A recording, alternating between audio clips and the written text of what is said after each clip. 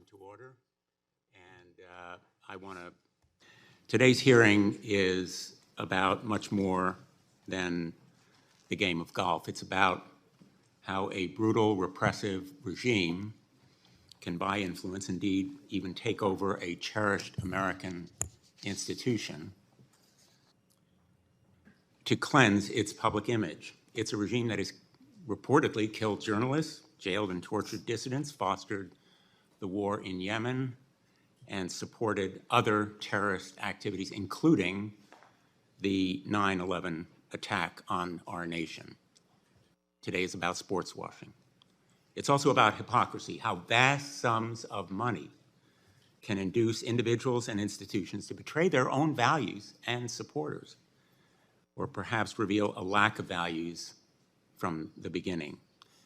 It's about other sports and institutions that could fall prey if their leaders let it be all about the money.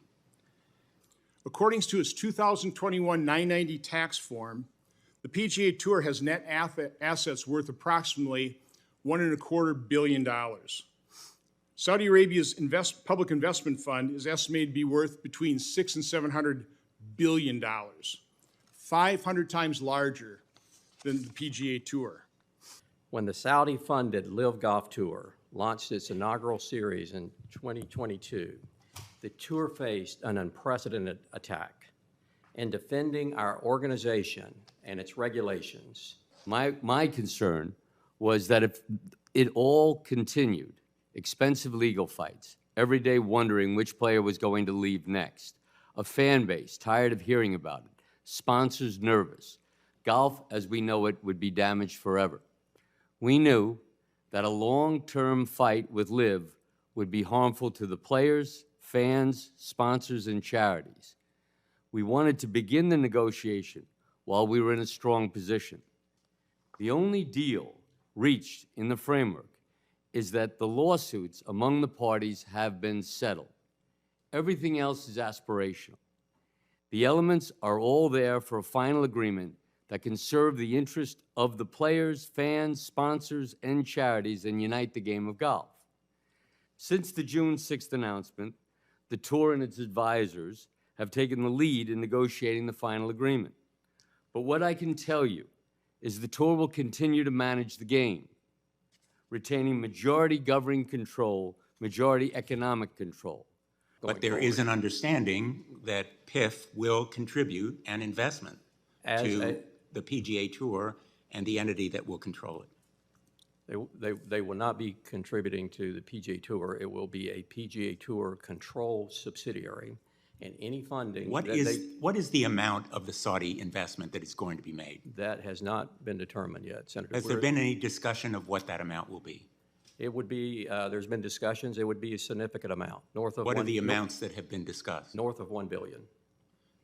I would like to have a commitment from both of you that the final agreement will not prevent players or PGA Tour executives from commenting on or criticizing actions of the Kingdom of Saudi Arabia. Will you make that commitment?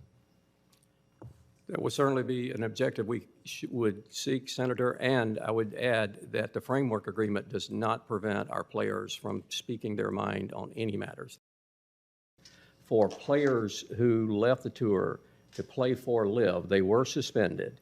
If they come back, they're not going to be playing for LIV. They'll be playing for a PGA Tour controlled sports league or golf league. And they will have to go through our existing rules and regulations process to gain re-entry to the PGA membership. That's one of the areas that we'll be watching. Yeah.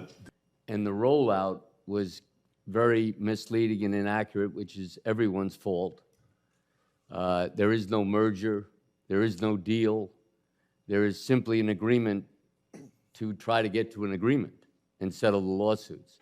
So you had an initial surge of anxiety due to the ineffective, inaccurate rollout, and now it's settling into, there's nothing there yet, and we're having the reality of having to try to figure out something which is done in unbelievable transparency.